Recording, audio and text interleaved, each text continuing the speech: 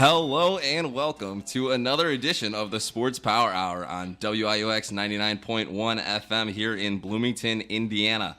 I'm Brandon Pavlina, joined as always by Elias Arnett and Jake Barajas.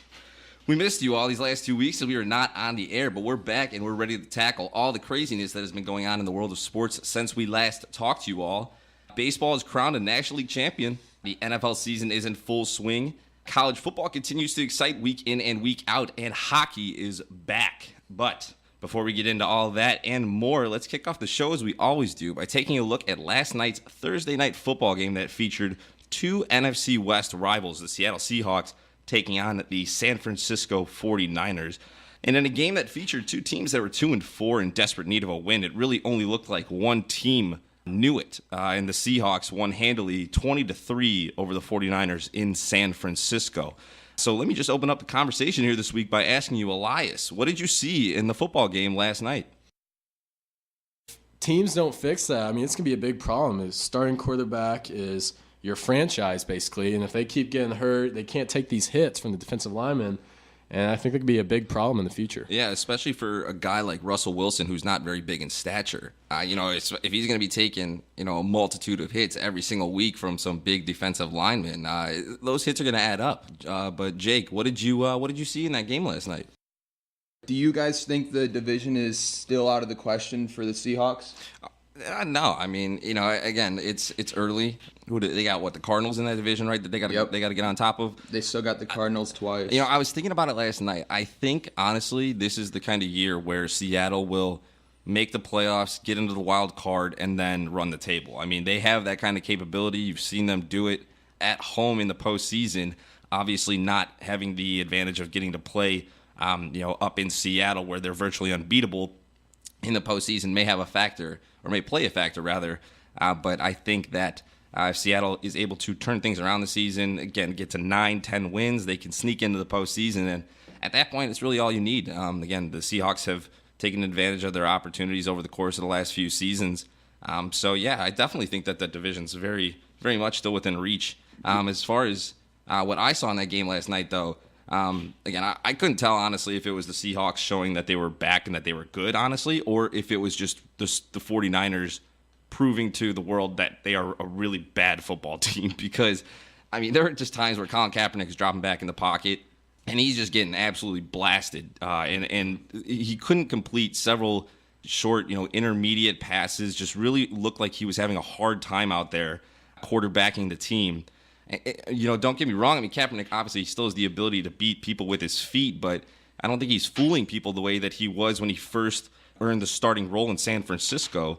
And again, the Legion of Boom looked like the team that they are capable of being last night. But again, I just feel like it's a product, honestly, of San Francisco just not being a very good football team and just kind of showcasing that to the world on Thursday night last night. Yeah, no, absolutely not. Again, he does have an absolute cannon of an arm, a former baseball player. But yeah, like you said, when he's throwing the ball that hard, he loses quite a bit of accuracy on his throws. And again, you see it last night. There are throws that a lot of quarterbacks in the league can make, just short passes, 5 yards downfield, that Kaepernick was just simply missing. I mean, he was missing, and it wasn't even close. So, that accuracy, again, that's a key part of playing the quarterback position. It's not all about arm strength, although obviously that is a key component as well. But Kaepernick, again, he's really got to figure it out, and the 49ers are going to have to do something going forward in order to get him back on track because, I mean, they've invested in him to be the franchise quarterback for the foreseeable future. All right, next we're going to talk about which NFL teams have been our biggest surprises and our biggest disappointments here through 6 weeks in the season. We're entering week 7 of the NFL season, so there's been enough football to be played at this point where teams have come out and really put the league on notice, or there's also teams who stumble out of the gate and don't look to be going anywhere fast. So we're going to look at those two things. Jake, why don't you start us off with your biggest surprises and disappointments in the NFL through 6 weeks? Yeah, absolutely nothing. Again, that's the defense has really been the part of the football team that has needed improvement over the course of the last few years in Indianapolis. And yeah, like you just said, it seems that A lot of times, Grigson and that front office over in Indy really hasn't taken too much initiative to try to bring on guys. Again, they brought on Andre Johnson and Frank Gore this year, 2 veterans on the offensive side of the ball, but you see very little being done to improve that defensive side of the ball. And again, you have Andrew Luck at the helm. I mean, you know the guy is capable of going out there and improving all the guys around him. So to me, you don't need to necessarily be looking to get those offensive weapons and try to better the offensive side of the ball because, again, Andrew Luck has the ability to, push the players around him and make them better. I think you need to solidify the opposite side of the ball. For me, this season, the biggest disappointment is the Kansas City Chiefs. And again, the Chiefs are a disappointment this season only by their standards because, again, they've been one of the better AFC teams over the course of the last few seasons. And truth be told, they've actually had some tough games this year. They lost to Denver, Green Bay, and Cincinnati in weeks 2 through 4. That's a really tough 3-week schedule. But the big blow really came in week 5 when Kansas City fell to the Bears on a last-second touchdown pass in a game that also the Kansas City Chiefs lost their star running back Jamal Charles to an ACL injury for the season. And then last week in week 6, without Jamal Charles for the first time, the Vikings were able to beat the Chiefs 16-10. So now the Chiefs are sitting at 1-5. They averaged the 22nd fewest points per game in the league. They rank 20th in yards per game offensively. And that's just, they're middle of the road offensively, but that's with Jamal Charles, for a majority of the season, who they will be without going forward. So I expect those numbers to only continue to decrease. And defensively, they've allowed the 11th most yards per game and have given up the 8th most points in the league. So with a defense that's struggling and losing Jamal Charles on the offensive side of the ball and Jeremy Maclin suffering a concussion this week, the Chiefs dealing with some injuries, again, they've been one of my favorite teams to watch over the course of the last few seasons because Jamal Charles is just so exciting. But when he goes down, that offense really is going to have a hard time moving the ball up and down the field with Alex Smith running the show because he doesn't have the big arm to move the ball down the field. It's a lot of intermediate stuff, expecting their quick receivers to be able to make big plays. So, again, they just haven't really executed so far this season. And it's very surprising to see an Andy Reid coach team playing so poorly here early.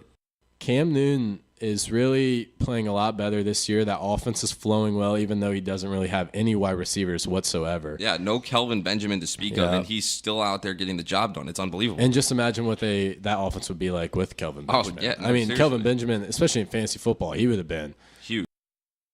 Yeah, Carolina led by Luke Kuechly and Thomas Davis in the middle, 2 of the best linebackers in the league, probably the best linebacking tandem in the league. And again, the Carolina defense is going to be really scary for the rest of the season. I mean, they went into Seattle and won in Seattle. I mean, that is almost impossible to do. So they're on a roll. They got some good momentum going. But for me, the biggest surprise through 6 weeks is the Arizona Cardinals. The Cardinals offense is averaging 33.8 points per game. That's ranked second best in the league. They rank 5th in offensive yards per game, averaging 405.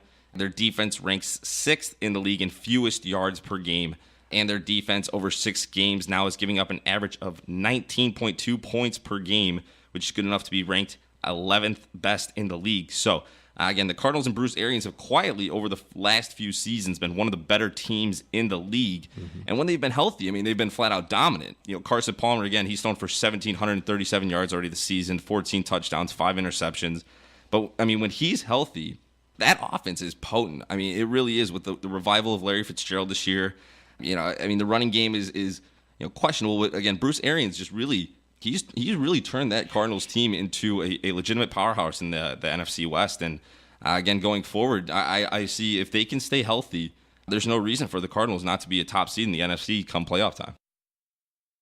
Yeah, the Hoosiers have a tall task ahead of them traveling to East Lansing this weekend to take on the undefeated Michigan State Spartans, who are coming off one of the most remarkable and unbelievable finishes that has ever been seen in college football. A blocked punt returned for a touchdown as time expired to beat their rival Michigan Wolverines in Ann Arbor. I mean, it was truly unbelievable, something that the entire sports world has been talking about nonstop since the play happened. Just unbelievable to see. And the Hoosiers, on the other hand, are coming off a tough loss to Rutgers by a final score of 55-52. Calling that a shootout would be an understatement, as both offenses really just marched up and down the field, seemingly at will.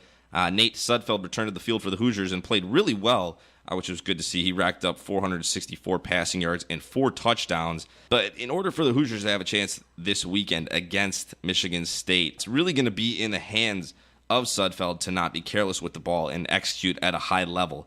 Again, playing an undefeated team ranked 7th in the country in East Lansing, Michigan. Limiting turnovers is going to be key for the Hoosiers, but they'll have a good shot at downing the currently high and mighty Spartans. Again, it's been seen before, and I've heard it called a big win hangover, where a team wins in miraculous fashion, takes a whole lot of energy and emotion, and the next week the team comes out flat.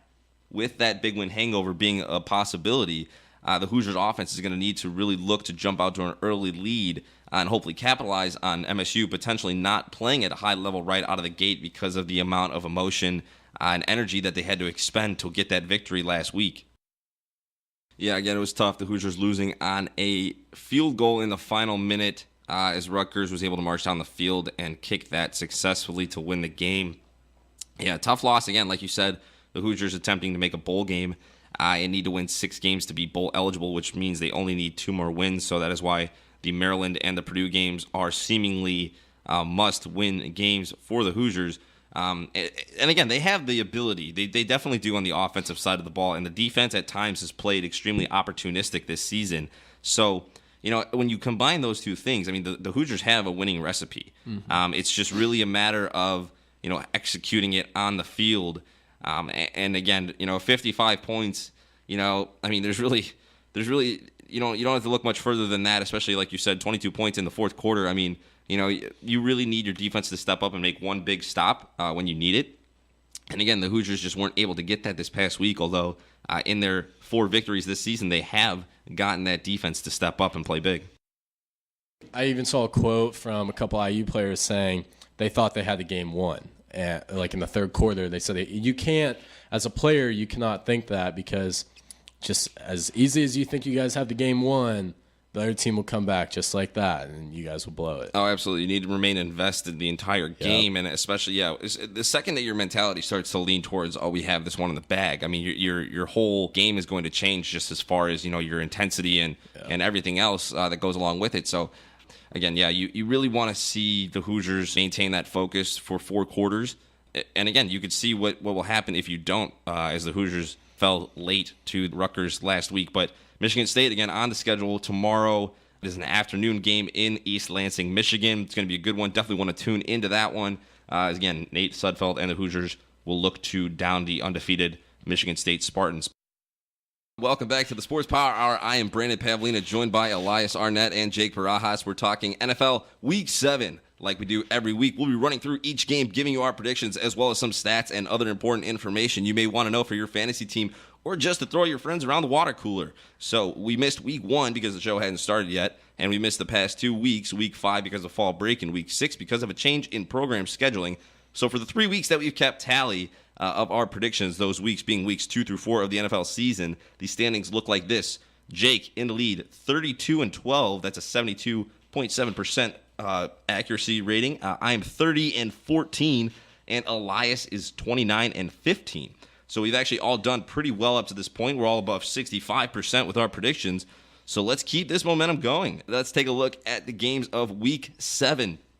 First game on the schedule. Game taking place over in London. It's going to be a 9:30 start. Game being streamed over Yahoo. It's going to be interesting to see how that shakes out. But, Jake, let me ask you first. Who do you have in that game, Bills versus Jaguars? The next game on the schedule, the Falcons at the Titans. Elias, who do you have in this one?